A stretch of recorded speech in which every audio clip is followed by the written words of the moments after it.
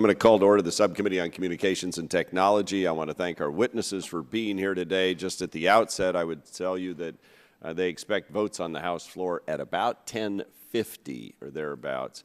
So I think we'll get through our opening statements. I doubt we get to your presentations initially, but then we're going to come back right after those votes and proceed. And so I will start. Last March, the subcommittee met to conduct our first oversight hearing of the newly formed First Responder Network Authority, or FirstNet. FirstNet's charge of building a nationwide interoperable public safety broadband network from Washington, D.C. under the statute was crafted by our friends in the Senate. As I noted then, the structure of FirstNet was not my preferred approach to solving our nation's public safety communications challenges. I favored construction from the bottom up, not the top down, with certain minimum interoperability requirements set by the federal government and commercial providers running the network in partnership with the states. I cautioned then that this approach is not guaranteed by the legislation as passed, but that FirstNet could choose to adopt such approach. While there is significant work to be done to ensure the states are partners, not customers, of FirstNet, it appears that FirstNet's made progress in reaching out to state, tribal, and local jurisdictions along these lines. This is a significant undertaking, rivaling the network deployments of our largest national wireless carriers. Today's hearing reflects the subcommittee's commitment to continued and thorough oversight of this important effort and a dedication to ensure that our nation's public safety users realize the benefits and know the costs of the state-of-the-art communications tools that the law envisions. Now, when we met last March, the FirstNet board had only recently been assembled. Perhaps because of its infancy, there was considerable uncertainty among critical stakeholders with regard to how FirstNet was being administered and how the public safety broadband network would be realized. Unfortunately, rather than seeing those concerns wane as FirstNet has gained its footing, FirstNet finds itself embroiled in allegations from within that it lacks transparency and suffers from potential ethical conflicts. As a result, FirstNet is currently under investigation by the Inspector General of the Department of Commerce. Suffice it to say, this is not necessarily a confidence-inspiring development. But for all the efforts by FirstNet, much work remains to gain the support of the states and the tribes, the commercial wireless community, and most importantly, the first responders who will rely upon FirstNet in life or death situations. Ultimately, FirstNet needs the confidence and cooperations of all these groups to realize the standards, economies of scale, and potential that FirstNet holds. In order to do so, FirstNet must be an informative and cooperative national coordinator of the myriad moving parts that comprise the public safety community, and do so in short order. Unfortunately, this is precisely where FirstNet seems to be struggling. This challenge is best exemplified by the fact that no one seems to be able to answer the simple question, what is FirstNet? Is FirstNet going to partner with our national wireless providers, or will it be just another commercial provider in government clothing? Has FirstNet modeled the costs for these options? Are states expected to give FirstNet their existing assets as an upfront payment for participation? What's FirstNet going to charge local first responders for use of the network?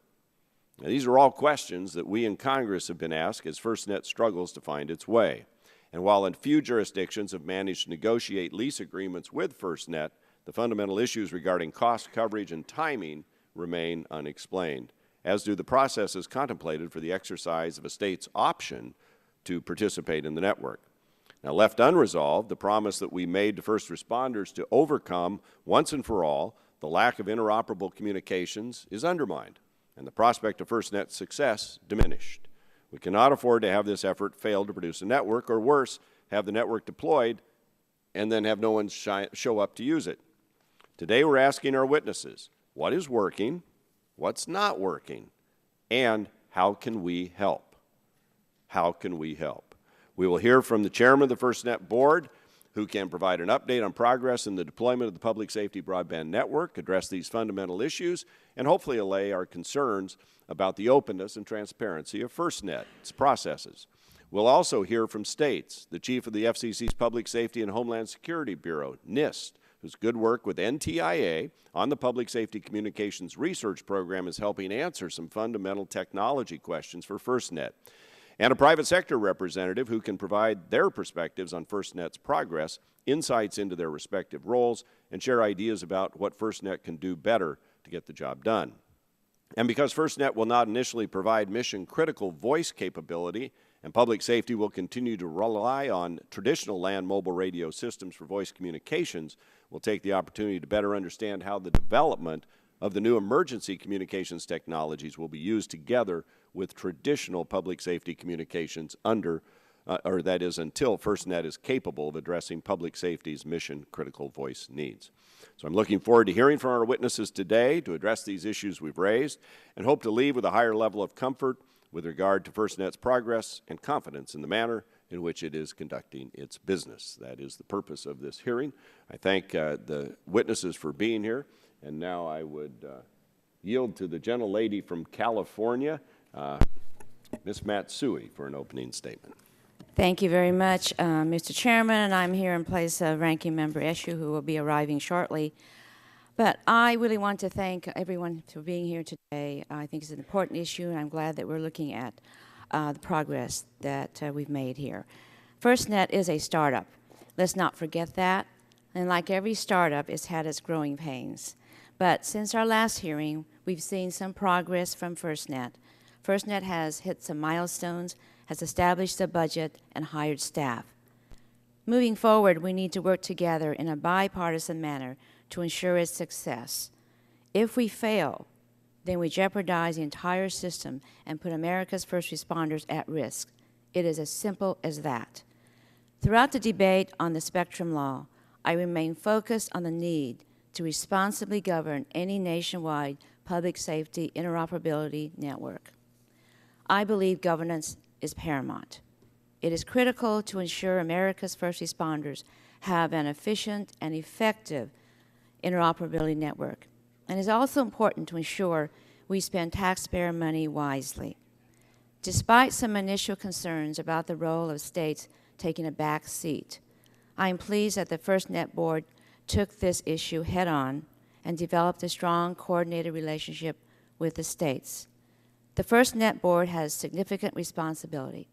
I believe the experienced individuals on the board are capable and qualified to ensure our primary goal of achieving a nationwide level of interoperability for our nation's first responders while ensuring fiscal responsibility. It is my hope that we can work together in a bipartisan manner to achieve success for America's first responders. And I yield time to Mr. Lujan. Thank you very much to our ranking member, Matsui. And Mr. Chairman, this is an important hearing that we're having today. Quite an exciting time as we talk about the ability to change the way that we can take advantage of modern technology to ensure that first responders have the tools that they need. I was sharing with my legislative director, Andrew Jones, a few minutes ago that while I sat on the New Mexico Public Regulatory Commission, which is the equivalent of public utility commissions across the country, we were very unique in that we had the state fire marshal under our jurisdiction attached to a Department of Insurance. Again, a very unique relationship that was created. But in those conversations, getting to speak specifically to firefighters, with the tragic loss that we've recently had as well with the firefighters in Arizona who put out many fires in New Mexico, and also those that were from New Mexico. This technology that could be on the body so that there's eyes and ears around them, monitoring vital signs with them, whether they're firefighters, police officers, or any of our emergency responders for that matter, is something that I hope that we can get correct here so that we can keep more people alive, keep them safer, and truly improve our abilities to make sure that communities are safer for that matter. So I'm really excited about this. I think it's intriguing to note that many of the states as well have benefited from investments in these programs with interoperable systems as a result of the Recovery Act. I know that there's a difference of opinion sometimes with benefits, but I hope that this is one that we can agree on, that this investment was critically important, and that as we've seen roll out in many states, we can point back to the importance of investment in infrastructure. So with that, I yield back the balance of my time, and I thank the chairman, the ranking member, very much again for this important hearing. The gentleman yields back the balance of his time and appreciate his comments. We'll now turn to the vice chair of the full committee, gentlelady from Tennessee, Ms. Blackburn. Thank you, Mr. Chairman. I appreciate all of our witnesses being here and the opportunity to have the hearing and to do some oversight on FirstNet and look at how it is standing up. And due to the passage of the Spectrum Act, we all view public safety as an important federal government priority, but we need to do it efficiently and effectively and with a little bit of thought toward the price tag, since it is all taxpayer money. As we've seen with the botched rollout of the Obamacare site, government entities don't have all the answers when it comes to new technologies, and rolling out a nationwide interoperable public safety network is going to require significant consultation and help from the private sector. The decisions that are made today will determine the success or failure of FirstNet and its framework.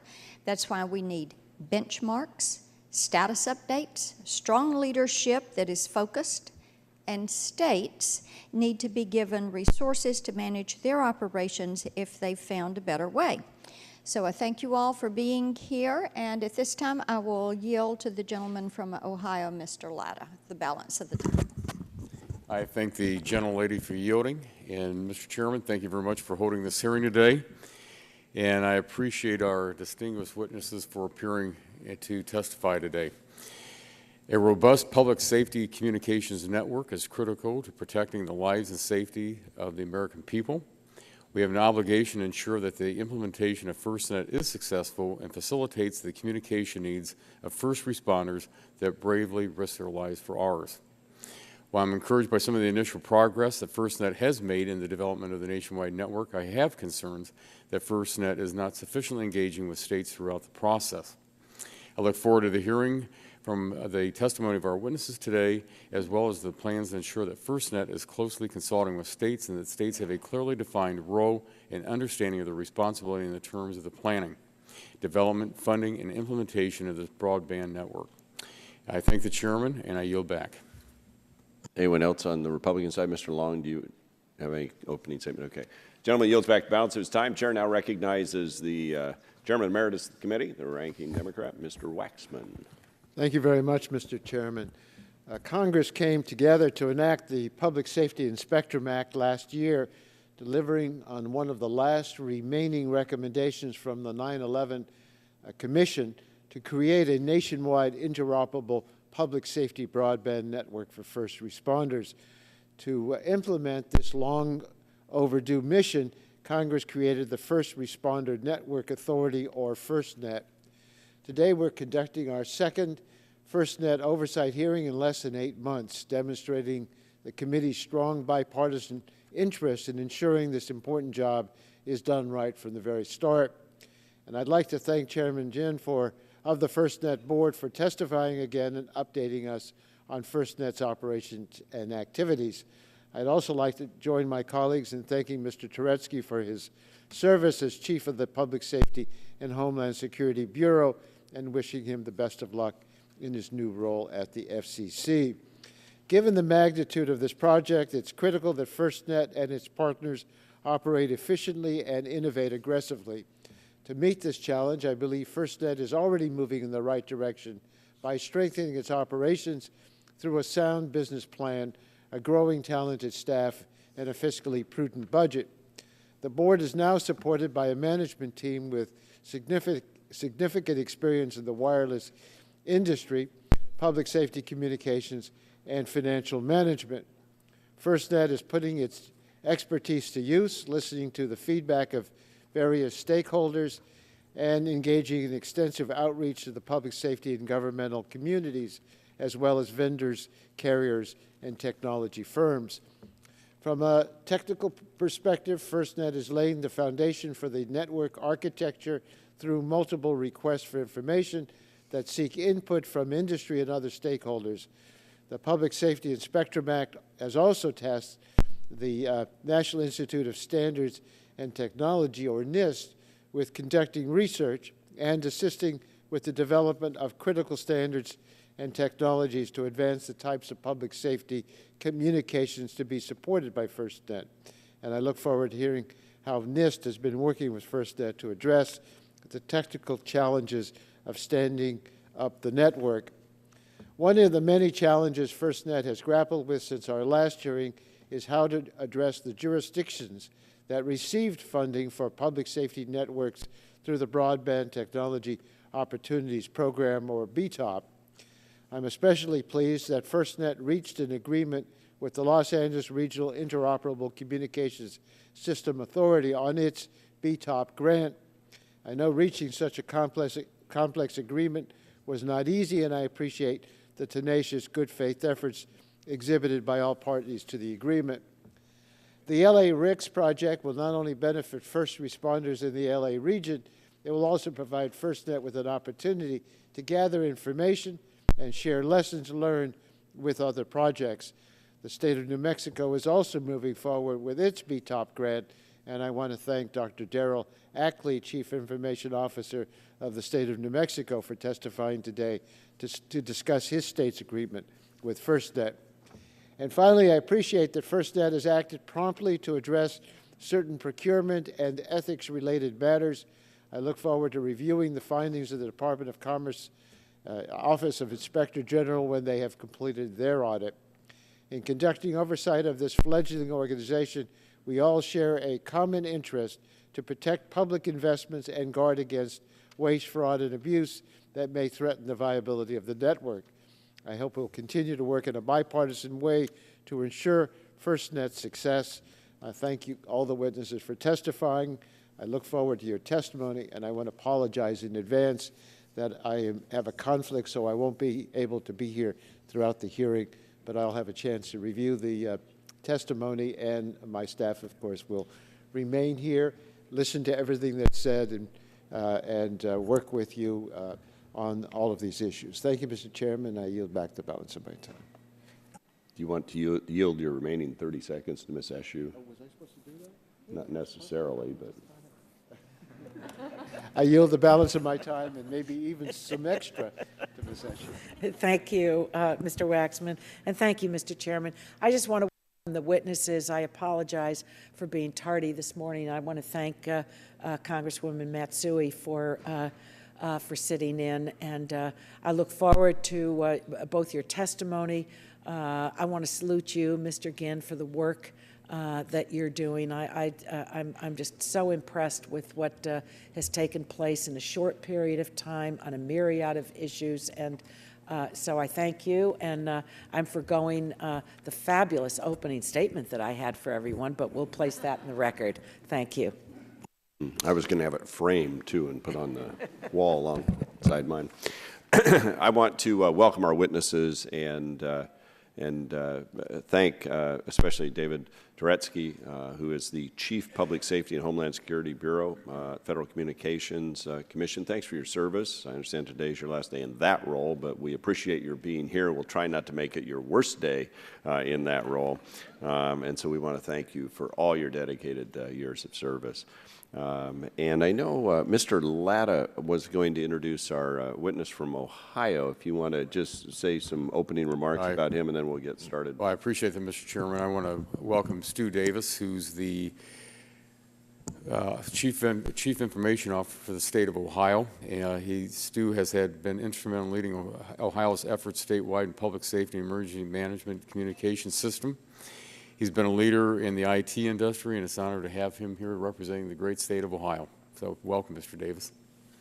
We welcome all of our witnesses, and we'll start now with the man in charge who's undertaken this incredibly challenging task and put a lot of effort into it, no doubt. Mr. Sam Ginn, who's the chairman of the First Responder Network Authority.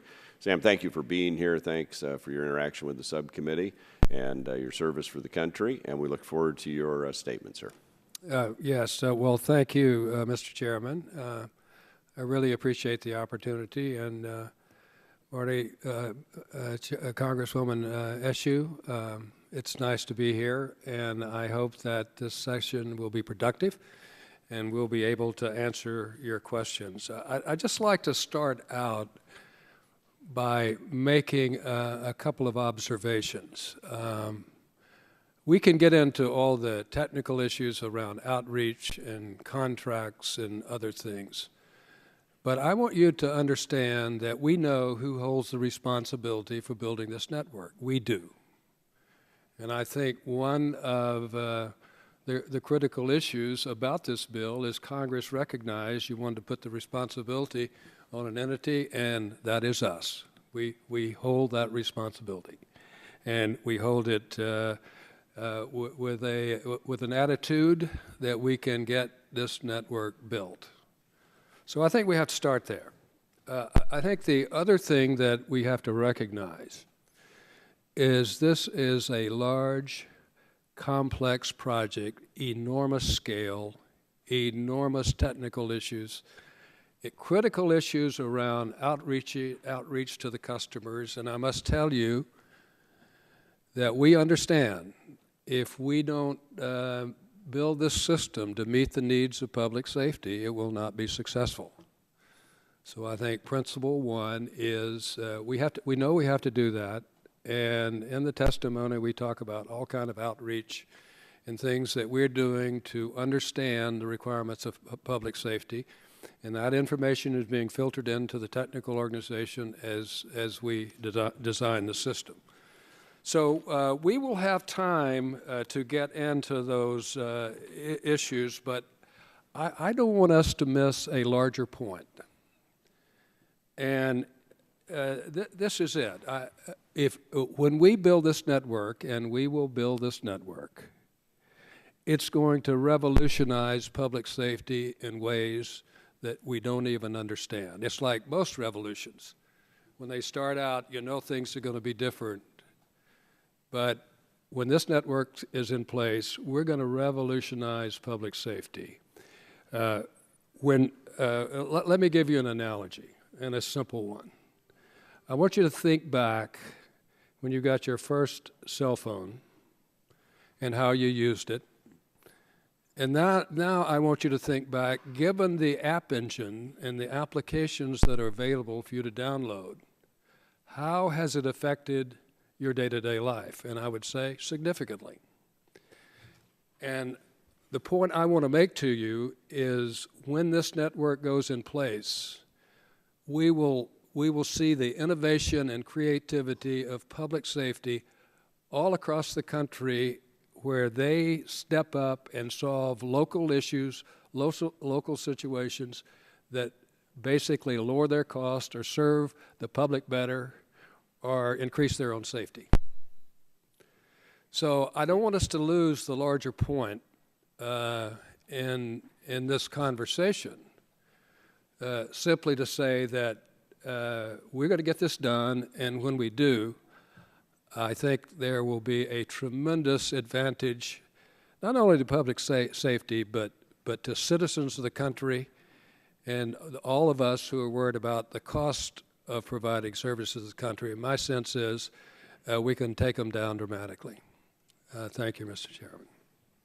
Again, thank you.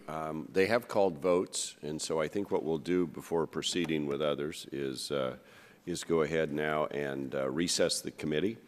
We've got a couple of votes, I believe, and then we will be back as soon after the votes as our members can get here, and we will resume this hearing. So with that, we will stand in recess.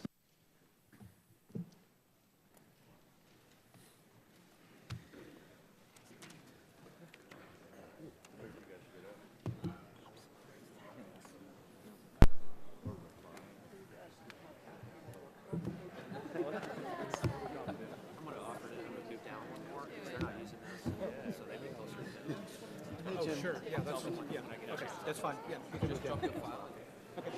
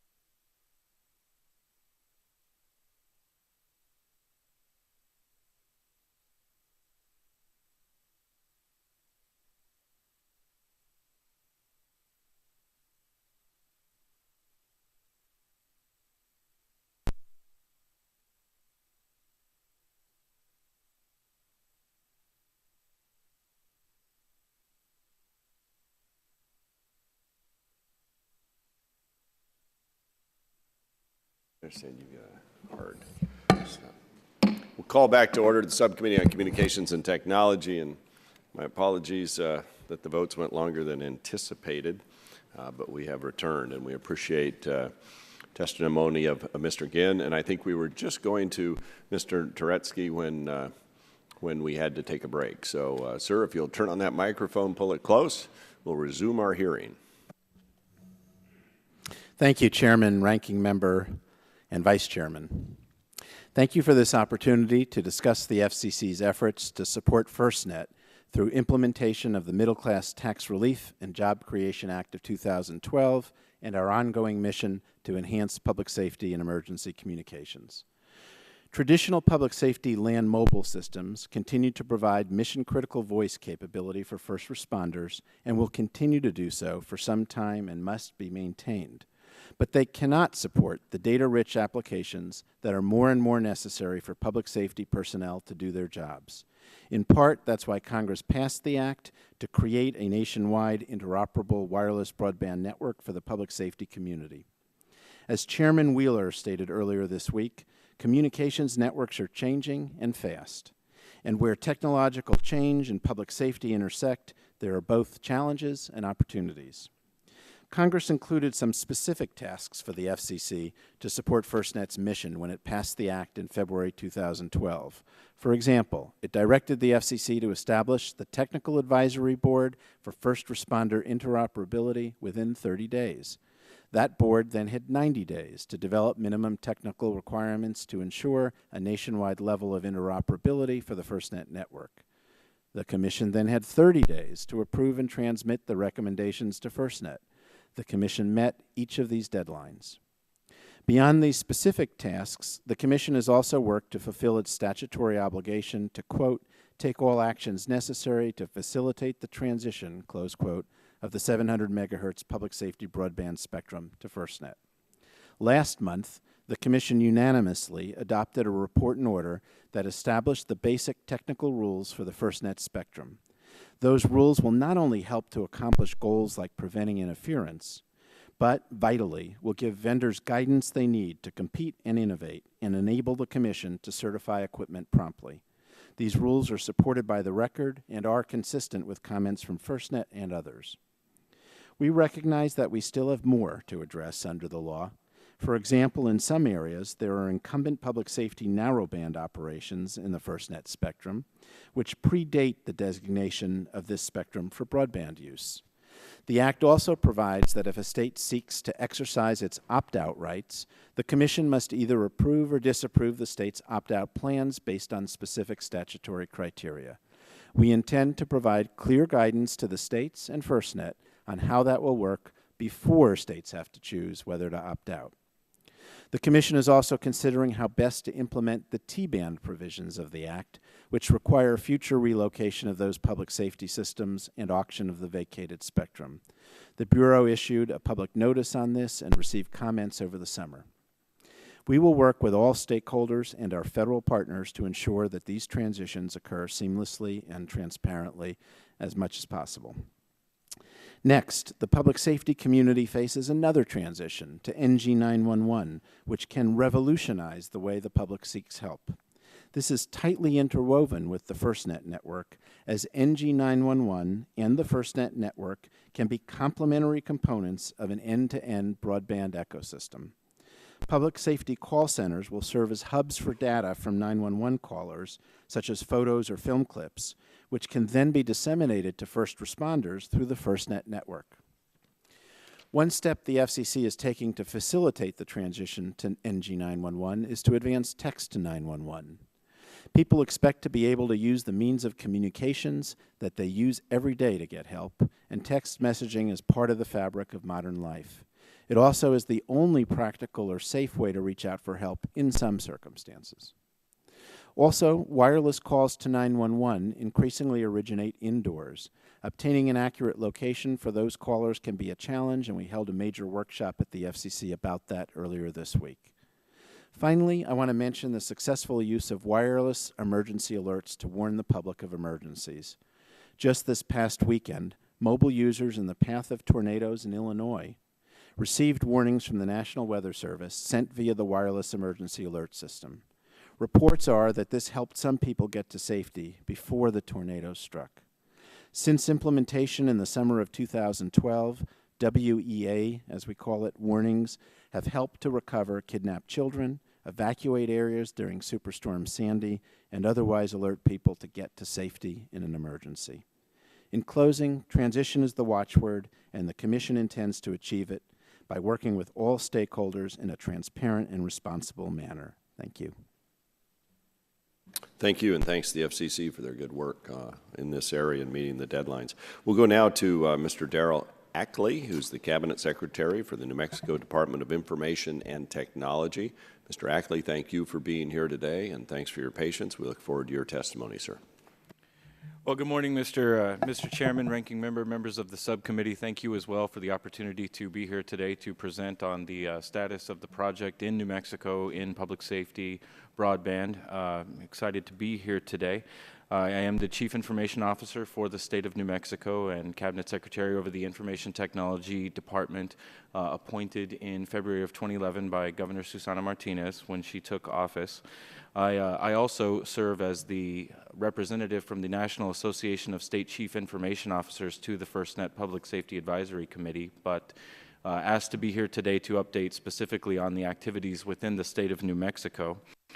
A little bit of background, the IT department in New Mexico is the enterprise service provider for the state in traditional domain, but we also operate the public safety land mobile radio communication network for our state's first responders and officials, to include a fairly large tower asset and land mobile radio component. We operate that in a chargeback manner and provide hopefully great service for our citizens in the state. In 2010, New Mexico was one of the applicants and recipients of a BTOP grant to build out both additional digital microwave infrastructure within the state, but also to deploy a pilot broadband program, LTE, within the then 10 megahertz of spectrum that were dedicated for public safety under the Public Safety Spectrum Trust. In 2011, when I took the office, we incorporated that into a comprehensive plan to modernize public safety communications within the state of New Mexico along three areas. One, having a resilient and robust backhaul infrastructure. This is towers, etc. The second, to address critical gaps in our state's land mobile radio communications. But third, and in line with our BTOP grant, to deploy public safety broadband within the state. And we saw these three as being very compatible with one another. As part of that plan, we began work in earnest on the tower upgrades, which are nearly complete, providing us a digital microwave backbone. At the juncture we were about to deploy in the LTE for the public safety broadband, of course, in 2012 was when the Spectrum Act was passed, creating FirstNet and opening the D block for use by that entity. Our grant was partially suspended in that regard in the LTE while the FirstNet board was brought into being, while they organized and got moving. In December of 2012, so about a year ago, we were visited by board members Jeff Johnson and Sue Swenson to review our BTOP program as they visited all the BTOP waiver recipients. At that time, we presented our original plan for a build-out in that LTE spectrum, but also provided some alternative plans to work with the board through in case they wanted to see some different options. We presented a pilot project build out along the southwest border that we thought could have some impact in our state, but also provide some valuable learning conditions to the board. Then that had quite a bit of resonance. So from that point on, we began working with the FirstNet board as well as with folks at NTIA and FCC to develop that into a pilot project, as well as begin negotiations with the FirstNet board for a lease in the spectrum so that we could begin to build that out. Over the course of about 6 months, we iterated with them. We worked through that negotiation. Of course, it was, any negotiation has its ups and downs. New Mexico very much wanted to make sure that what we had in place would serve our citizens and our constituents, but also give us flexibility, and I'm sure with FirstNet give them the flexibility that they needed. needed. I'm proud to say we accomplished that. We have a non-exclusive statewide lease in that spectrum and are working towards developing the RFP to proceed with the Southwest Border project. We've been granted that lease with 3 key learning conditions that in conjunction with the FirstNet board we developed for that build out. And those key learning conditions are 1, demonstrating the ability of cross-jurisdictional interaction by working with the deployed corps in Harris County, Texas. The second being looking at the frequency issues, the spectrum issues associated with operating on the U.S.-Mexico border, and what that's going to mean on a larger scale as the FirstNet build-out rolls out. And then third, the opportunity to potentially incorporate federal users onto that system as we deploy, given the presence of Customs and Border Patrol, Immigrations and Customs, and other federal operations along that boundary. So at that point, we're working on deploying or publishing the RFPs to start the first phase of this operation, and hope to begin that in the first quarter of 2014. With that, my time's about up, and I'd love to answer any questions that you have later. All right, Mr. Ackley, thank you very much. We look forward to learning more about the experience that New Mexico's had. Sounds like it's been a good one. Mr. Davis, we're delighted to have you here. Mr. Stu Davis is the State Chief Information Officer and Assistant Director of the Ohio Department of Administrative Services. We are very appreciative that you were able to join us, and we look forward to your testimony too, sir. Thank you. Well, thank you very much, Chairman Walden, Ranking Member Eshoo, and members of the subcommittee. Thank you for the opportunity to testify today on FirstNet and the Nationwide Public Safety Broadband Network Initiative. My name is Stu Davis. I'm currently serve as the Ohio State Chief Information Officer and the Assistant Director of the Ohio Department of Administrative Services. As the state CIO, I lead, oversee, and direct state agency activities related to information technology development and its use. As Assistant Director of DAS, I oversee the Office of Information Technology, which delivers information technology and telecommunications services to state government agencies, boards, and commissions. I also serve as the chair of the Multi-Agency Radio Communication Systems, MARCS, on that steering committee, which is Ohio's land mobile radio system that supports voice and data communications of statewide public safety and emergency management. I also chair Ohio's Emergency Service IP Network, EZINet, steering committee focused on Ohio's next-gen 911 solution.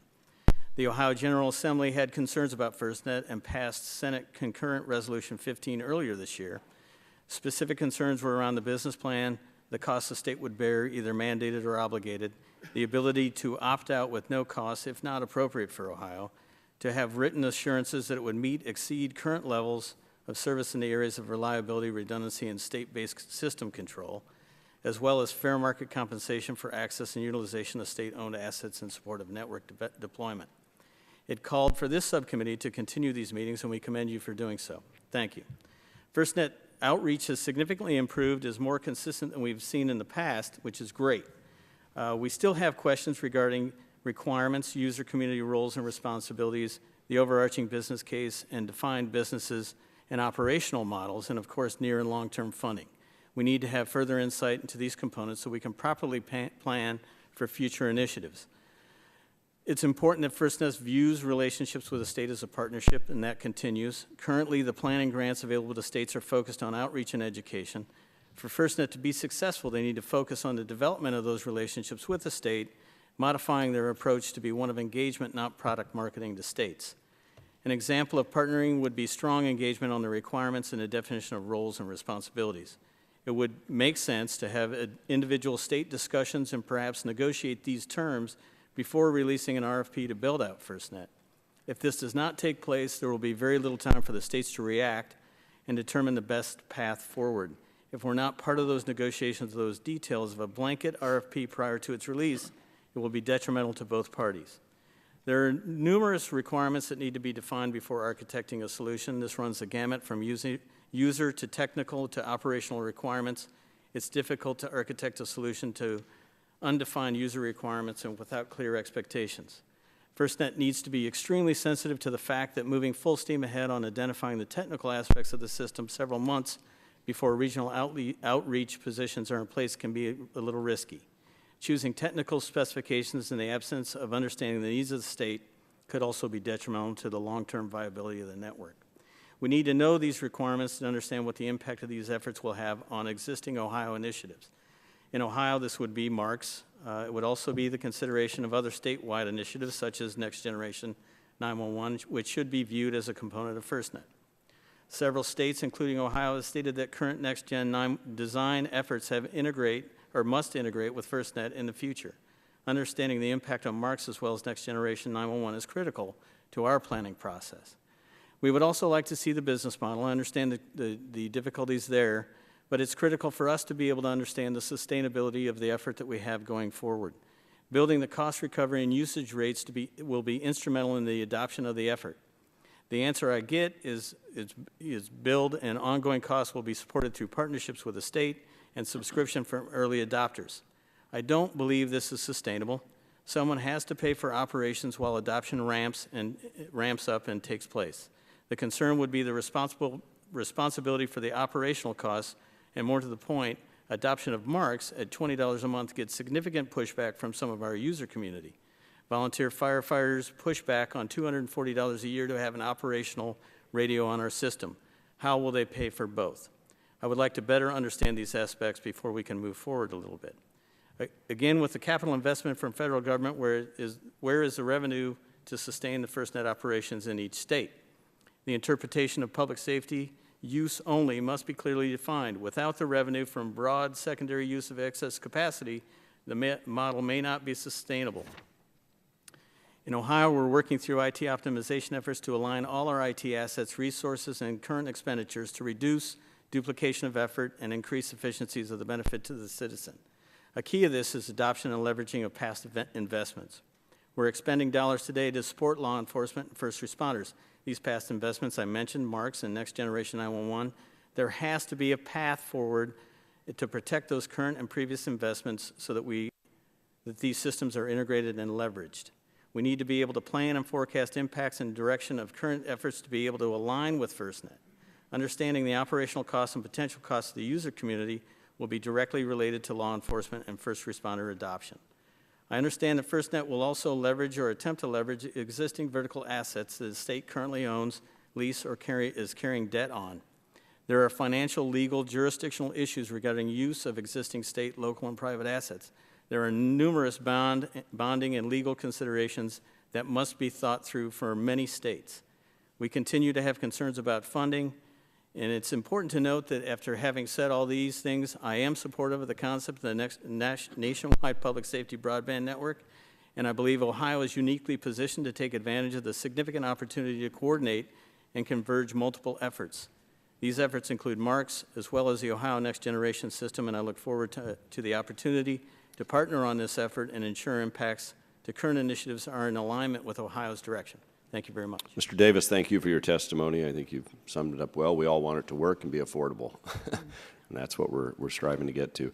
Mr. Derek Orr is the Program Manager, Public Safety Communications Research, Office of Law Enforcement Standards, National Institute of Standards and Technology. That's a long title, but we're glad you're here, and we look forward to your testimony, sir. Please go ahead. Thank you very much. Chairman Walden, Ranking Member Eshoo, members of the subcommittee, thank you for the opportunity to appear before you today to discuss the advancement of public safety wireless communications. I serve as the Program Manager for the Public Safety Communications Research Program, which is a joint effort between the National Institute of Standards and Technology and the National Telecommunications and Information Administration at the Department of Commerce Labs located in Boulder, Colorado. The Public Safety Communications Research Program serves as the technical lead for several administration initiatives focused on public safety communications. Our longest-standing program sponsor is the Department of Homeland Security's Office of Interoperability and Compatibility within the Science and Technology Directorate. The PSCR program is also involved in many of DHS's communications interoperability-related programs, including the SAFECOM program within the Office of Emergency Communications. Additionally, PSCR is sponsored by the First Responder Network Authority to advance public safety broadband communication standards and is developing additional research projects related to public safety broadband communications that the PSCR is uniquely qualified to execute. NIST greatly appreciates as well the confidence that Congress placed in NIST by allocating critical funding for public safety communications research and development in the legislation that established FirstNet. Working alongside our federal partners, the PSCR program has played the lead technical role in key advancement in public safety communications over the last decade. In 2010, the PSCR program, in partnership with DHS, deployed in the Boulder area a first-of-its-kind, fourth-generation, long-term evolution 700 megahertz public safety broadband demonstration network. This network was developed in collaboration with industry through cooperative research and development agreements between NIST, NTIA, and over 75 individual industry partners to date. This public-private partnership has resulted in one of the most vendor-diverse 4G LTE networks in the world. The demonstration network allows PSCR to test and evaluate key broadband features critical to public safety, including multi-vendor interoperability, indoor in-building coverage, and extended cell coverage possibilities for rural areas. In addition, future work will focus on priority access and quality of service for the network. As part of PSCR's modeling and simulation efforts, PSCR conducts performance analysis of advanced communications networks using commercially available and in-house customized network modeling simulation tools. In support of the nationwide public safety broadband network, PSCR develops metrics and tools used to characterize the performance of LTE networks, which will help inform decision-making about network design. PSCR continues to lead the requirements development efforts for the public safety broadband, working directly in support of the National Public Safety Telecommunications Council. NIPSTIC's Broadband Working Group has developed requirements documents for mission-critical voice, local control, and priority and quality of service that clearly define public safety's expectations of the nationwide broadband network capabilities.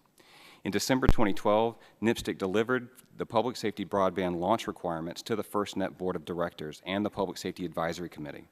The launch requirements define public safety's expectations for the nationwide network at launch. More recently, NIPSTIC delivered push-to-talk over LTE requirements to FirstNet. Current requirements efforts focus on the definition of public safety grade as it applies to the nationwide broadband network.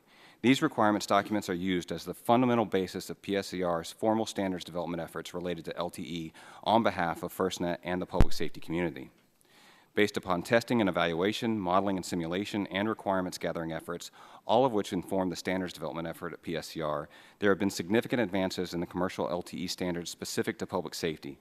In December 2012, public safety was identified as the #1 priority for the current version of LTE standards being developed within the Third Generation Partnership Project, which is the official standards development organization for LTE.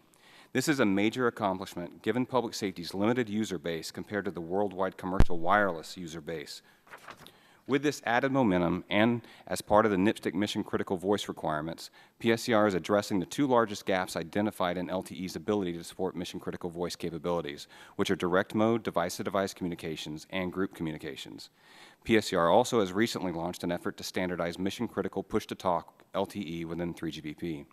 And finally, working in the international standards community alongside public safety from other countries will lead to a global public safety LTE marketplace. This should decrease costs while increasing the availability of advanced features to the worldwide public safety community. In conclusion, PSCR will continue its public safety-driven approach to advancing communications technologies for our nation's first responders, and we look forward to continuing expanding our valuable partnerships across public safety, local, state, tribal, and federal government organizations, as well as industry.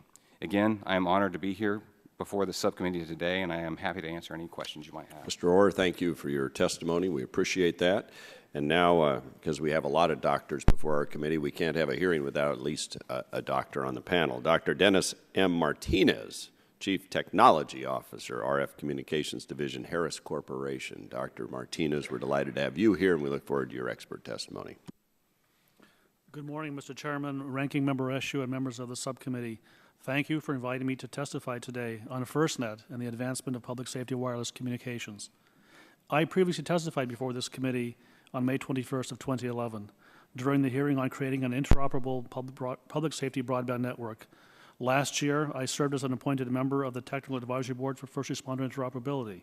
In that role, I joined leaders representing state and local governments, public safety entities, wireless service providers, and equipment manufacturers in developing the recommended minimum technical requirements to ensure nationwide interoperability for the National Public Safety Broadband Network.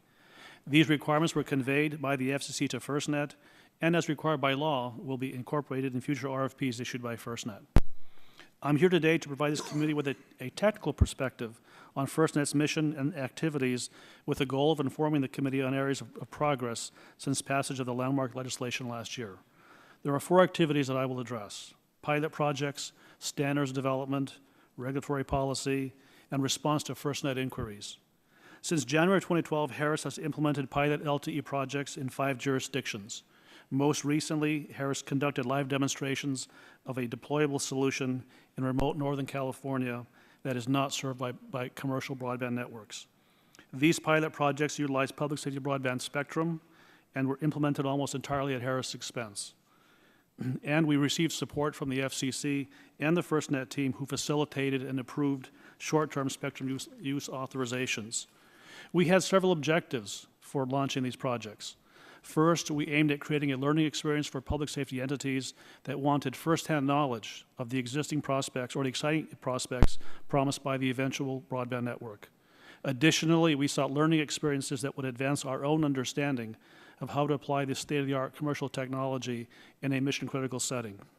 Our findings were simple but profound. First, while there were many public safety entities that currently use commercial broadband networks in day-to-day operations, the prospect of a dedicated network optimized for their mission-critical needs is highly valued. In fact, many of these entities are anxious to support deployment of the broadband network in their jurisdiction. Secondly, commercial LTE technology can be configured through rigorous design practices to support some mission-critical needs today. The key gap that currently exists is mission-critical voice. Notwithstanding that, we successfully demonstrated technology that permits interoperability between legacy mission-critical radio systems and services that operate over Band 14 LTE.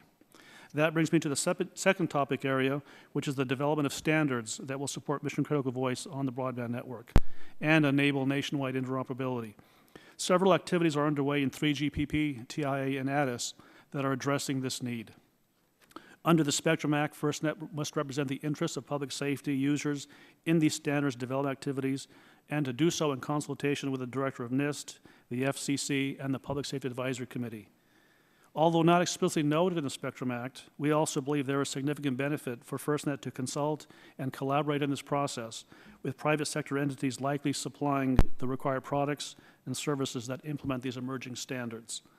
In addition to the development of standards, continuing evolution of the regulatory framework for FirstNet will be important to its success. As a manufacturer of LTE user equipment, Harris is pleased with a significant milestone that was achieved earlier when the FCC released the first iteration of Band 14 service rules. These rules are a significant step, and one that is required for OEMs to continue their investment in products and technologies that FirstNet will need in its deployment and first responders will need in order to operate on the NPSBN. Toward that goal, and in advance of these final requirements, we note that FirstNet has done significant work to require that early build-outs are interoperable and should be commended for supporting efforts to make procurements for these projects competitive and multi-vendor. Finally, we commend the FirstNet team on their significant success and progress in their RFI process. That has given us, the private sector, a significant window of visibility into potential requirements for equipment and services that they will procure. As FirstNet completes its state-local collaboration and begins finalization of the technical requirements for the broadband network, we encourage FirstNet to engage the private sector at each opportunity. This is an essential step for continued investment by the private sector in FirstNet, which in turn is important for timely availability of products and services that FirstNet will need to procure. In closing, I once again thank the committee for inviting me to testify on this matter of great importance to the American public. Harris remains eager to support FirstNet and this committee to make this happen. Thank you very much. Thank you, Dr. Martinez. We appreciate your testimony. We'll go to questions now. Mr. Ginn, in my opening statement, I expressed a concern we've heard from a number of potential partners and stakeholders, namely that FirstNet doesn't seem to know what it wants to be. I don't mean that as a personal criticism. It's a question I think I'd like to get to Mr. Ackley and Mr. Davis. One state says we're good to go and it all worked well. The other state is saying, nah, not so sure, and what this is going to mean in the long-term costs and implications. And so I guess my question would be, can you tell us what is FirstNet's plan to realize this network? Well, that's going to take a few moments. First off, on the principle of working with other states, it is from our point of view, needs to be a joint effort. Mm-hmm. It should be jointly negotiated. When we reach the point where we have completed the RFP and present it to the states, there will be no surprises in Ohio as to what is in that document. So let me stop you there for a second, because that was one of the issues Mr. Davis raised, is if how that communication on the RFP will take place, correct, Mr. Davis? That is correct. I think what we want to make sure of is that the collaboration piece stays in place and that those technical documents that go out to. Yeah.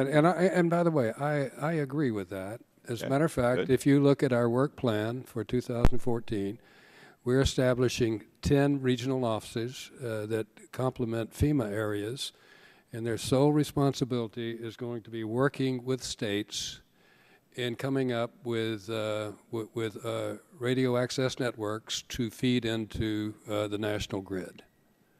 So maybe one of the issues here is his expectation is beyond our ability to deliver. But when you think about it takes 4 to 8 months to hire a single employee in the federal government, you don't get these things done that quickly.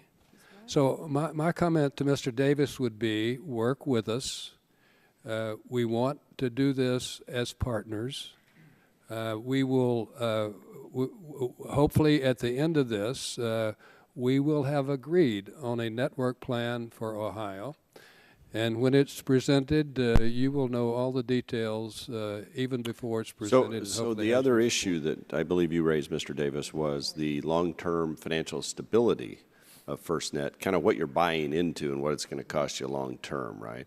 And what about state assets? Do you think you're going to be asked to put all your assets in the pot and say goodbye to them and then be part of FirstNet with an open-ended cost potentially down the road? Is that the concern Ohio has? I think it has a variety of different components to it, and I think we just have to work through those things. And it is sort of a step-by-step process, and every state is going to have similar issues in terms of leveraging existing assets, even if it's lease space and things that we have going on. And phase 2 of the planning grants that are out there will hopefully address some of those things. But the questions that we get when we go out and do the outreach components within Ohio all come back to what's the cost. We recognize that we don't know those things today, right. But the more that we can have a sustainable business model, at least identify through that process, the better off we're all going to be in the long run. To give you some idea of the complexity of this, 70% of the cost of the network is going to be in cell site locations, okay? Right. It's a high percentage. It matters in the total economics. If we could get each state and the federal government to allow us to use those without fees, it would dramatically reduce the cost of this network, okay? Now, he would Well, that was one of our original ideas, I think, was to build from the state up and not create a separate set of systems. But yeah, I guess the way I would say that, maybe a little differently, we have to start out with a system, a core that covers the entire United States, and then we have to make sure that state systems are compatible with connecting into that core around interoperability and security and reliability and all the other issues that we will mandate. So, Mr. Ackley, in the 11 seconds I have left, what gave you confidence in your state to go ahead and enter into this arrangement? Oh, well, Mr. Chairman, I think the fact that New Mexico had done some substantial work in this arena before the passage of the Spectrum Act, so this was something that we were already incorporating into our planning and working towards, and I think that gave us a position to be able to work with the FirstNet board from some assumptions we had developed early on with respect to. And you're comfortable with the long-term potential cost implications and the ability to afford participation down the road? Well, Mr. Chairman, I mean, I think there are a lot of good points that are raised here that need to be addressed. You know, comfort is something that's going to increase, I think, as these issues are addressed. You know, things such as asset, cost allocation and recovery, the Right. usage, the business model, and those sorts of things. I think from our position, it's something, if we can maintain the involvement as a state in working with FirstNet on this, Right. that we can continue to develop that comfort. All right, my time's expired, and I'm going to turn the gavel over to Mr. Latta, and I'm going to recognize Ms. Eshu for questions. I have to excuse myself to take a meeting, but I want to thank you all and know that we're concerned, want to make sure this all works for first responders and for the country. We commend the work that's been done. I know it's a huge startup, and we just want to continue to do our appropriate oversight. I'd recognize the gentlelady from California. Thank you to each one of you for traveling here and for your excellent written testimony as well as the spoken testimony, and for your patience. Inevitably, when we have some of the most, what I think are some of the most important hearings, the bells go off, and you have to wait. So thank you for your patience. Mr. Ginn, thank you for your leadership. This is a heavy lift, and it's somewhat complicated. It's not as if we don't have any systems in our country. We do. The problem is they're not interoperable. And these systems have been in place longer, obviously. They have a history. What we're doing now is really rewriting history. And so there's a push and a pull in different places. I understand it. Change is not easy to make, and it's menacing to people that have done it a certain way for a long, long time. I don't hold it against them, but I think the signal is, you know what? We're on the move. This has to change. It has to change because of what our country endured. So thank you for your leadership, and I think that your credentials from the private sector are superb, and I don't want to say it's good to hear about your frustrations, but it also demonstrates that it's difficult to merge the public and the private. But I have confidence in you. I really do. Now, on the in September, the FCC, Mr. Ginn, announced this landmark voluntary industry solution to achieve interoperability in the lower 700 megahertz band. What I'd like to know is what steps is FirstNet taking to leverage this opportunity, if in fact you can, and do you think that the agreement is going to provide first responders with more roaming opportunities and greater redundancy? I'm very excited about what's you're talking about the interoperable task force at the FCC that gave us the standards? No, this is the voluntary solution that was agreed upon with industry stakeholders. If you're not familiar with it, I can go on to another question. Yeah, no, I can go on to another question. I have 2 minutes and 23 seconds, and a trip out to Dulles. To Dr. Martinez, thank you for being here again. In your testimony, you talked about the importance of developing standards for mission-critical voice, and that's a very, very important area. Does the absence of such a standard prevent your company from supporting build-out projects? I'm not so sure from your testimony if that's the case. And I mean, the examples would be Los Angeles or the state of New Mexico. Congresswoman Eshu, no, it does not. The absence of a standard is not a prerequisite to proceed with the BTOP program. Mm-hmm. However, to the extent that such a program would have a requirement for mission-critical voice, then we have to ensure that the implementation of that requirement in the BTOP program would not preclude future compatibility with whatever FirstNet chooses as a mission-critical standard. So it complicates it? Is that what you're saying? I'd say it's a factor that has be considered, but it should certainly not be a showstopper for proceeding with the BTOP project. Okay. And by the way, not all BTOP projects would necessarily require a mission-critical voice component. Good. Back to Mr. Ginn. You know that I've had I've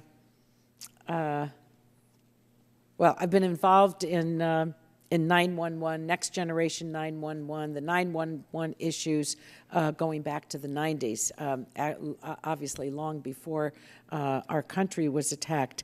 Do you see the next gen 911 being integrated into what FirstNet is doing? I absolutely do.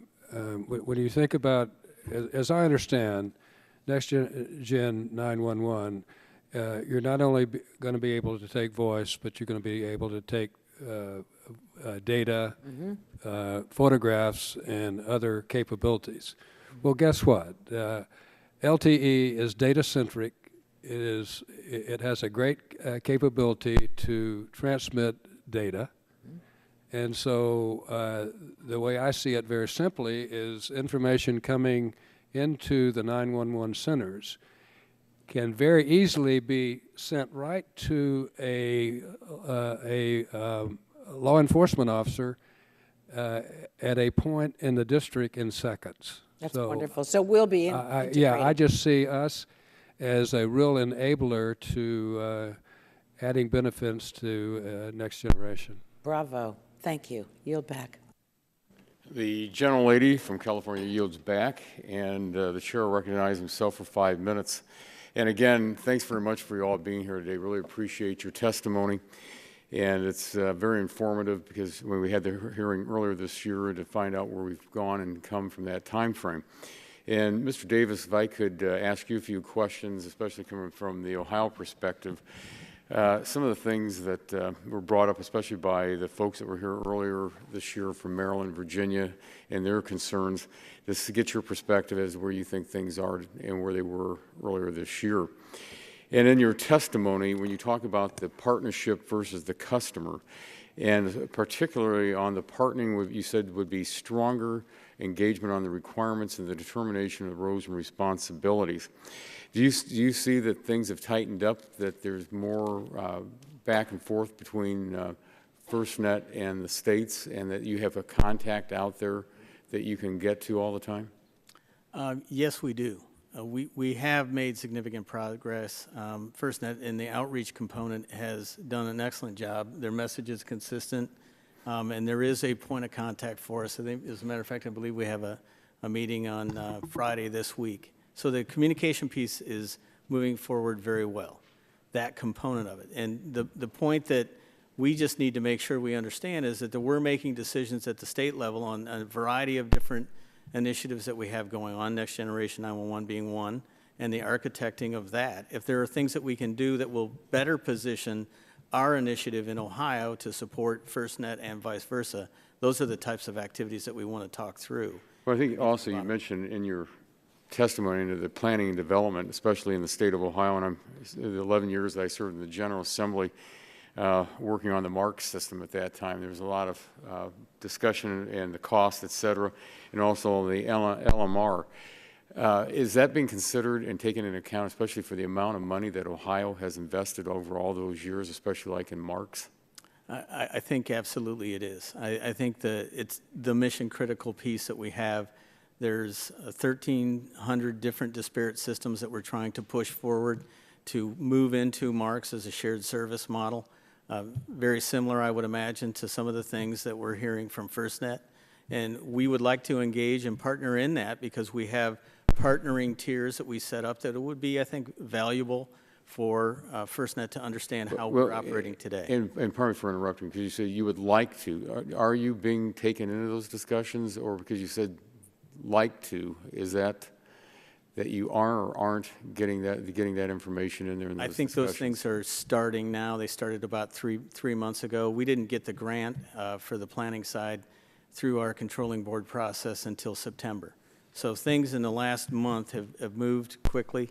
In the last 6 weeks, things have been significantly better, and that communication is ramping up. Well, and also, just not wanting to pick on you here, especially in your testimony, you're talking about especially the volunteer firefighters and the pushback, as you say in your testimony, on the $240 a year to have an operational radio on our system in Ohio. And I tell you, I know with my 14 counties, and the backbone out there is that volunteer fire department. And, you know, I go to a lot of chicken barbecues and pancake days and fish fries, and for all of the things that those folks are doing out there to protect their friends and neighbors, you know, they just can't take a lot of mandates out there. So, you know, where's the cost going to be, or the dollars going to be coming from for those folks out there across the state of Ohio and across the nation for these volunteers to pay for this? What a great question. It's something we wrestle with all the time with the MARC system today, as you well know. We're looking at everything that we can possibly do to try to lower those costs as much as possible. A lot of that is economy of scale, and the more municipalities, the more counties that come on board to the radio system will drive those costs down and make that at least a little bit more affordable. I know that we're looking at different ways to try to figure out how to crack that volunteer component, because $240 a year doesn't sound like much, but when you have 10 volunteers, that's a lot of money. And at some point in time, those events happen. We need to engage with those people, and it is critical to the response in that area.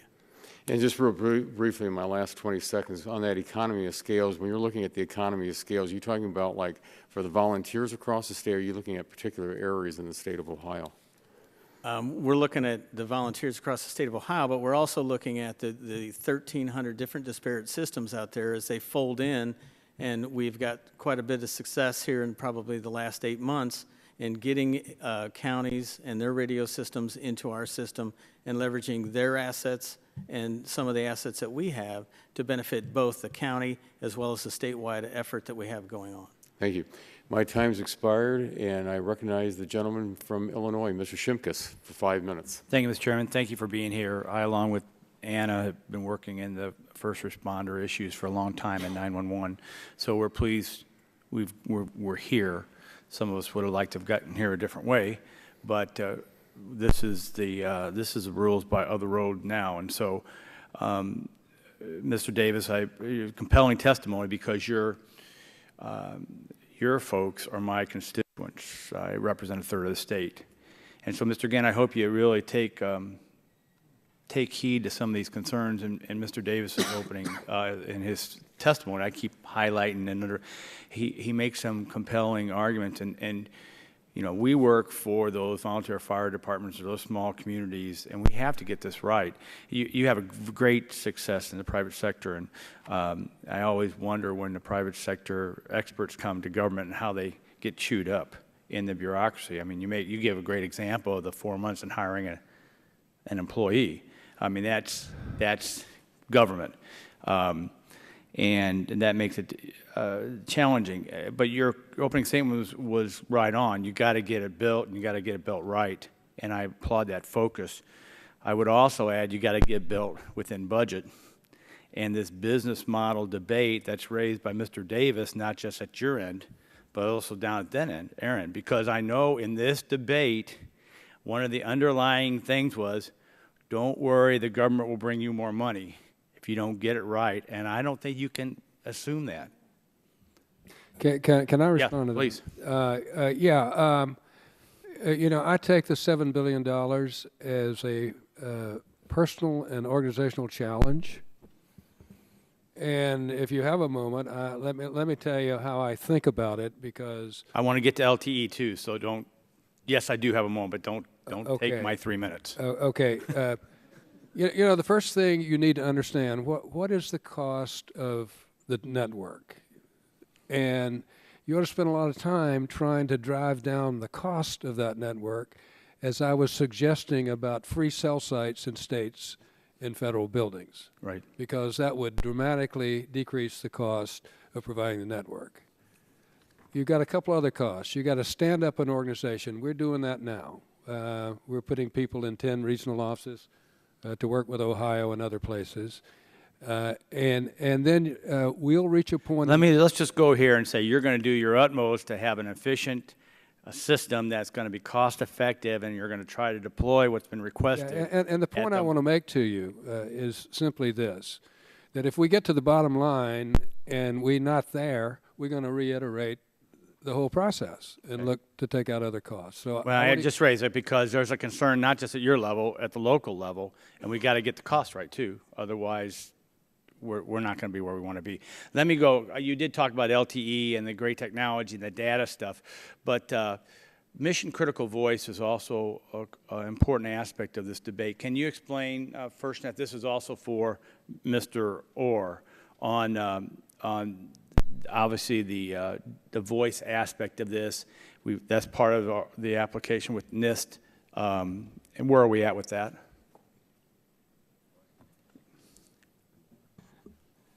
So just to be clear, NIPSTIC defined mission critical voice, and that's a group of public safety associations, as the ability to talk directly from one device to another, so direct mode, push to talk, like public safety uses now with their radios, full duplex voices, which is how we talk on our cell phones right now, where you can talk over each other, group call, so that you talk one to many, talker identification like caller ID, emergency alerting, so I hit a button and I get automatic access to the network if I'm in an emergency situation, and audio quality, so that you can actually hear me in difficult environments, like firefighters and police often work in.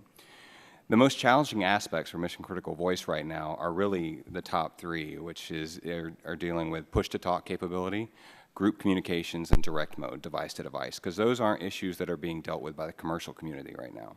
So that's what we're working in LTE, and that's what we've had actually very significant progress in the LTE standards, and we're working closely with the other countries around the world that are also deploying their own public safety LTE networks, because every single one of them needs this mission critical voice capability. So our expectation, at least from a PSCR perspective, is within the next 18 to 24 months, we'd like to start seeing prototypes in our laboratories that display this capability, that we can at least start assessing, testing, and then, as Chairman Ginn said, reiterating on the standards to ensure that these products someday actually do meet the capabilities of the current land mobile radio systems. Great, and I'll just end on this. The Seattle Times, of all papers, wrote an article about the tornadoes that went through my district and a lot of the Midwest, Ohio, and Indiana, and how people's lives were saved through the communication to their cell phones and the like. Obviously, the people didn't have access to that, may not have got as clear a warning as they could have, but we're getting there. But there is concerns about the top-down, the business model, and I would hope you work with our local providers, because they are the key to this, making it work. If you take nothing else away from here, you need to understand that I understand that if you don't satisfy your customers, you don't have a business. Amen. Yield back. Well, thank you very much. The gentleman yields back the balance of his time, and for Chairman Walden and also for Ranking Member Eshoo, we want to thank you again for your testimony today and your patience when we had to go to vote. We greatly appreciate that. And if there's nothing further to come before the committee, the subcommittee will stand adjourned.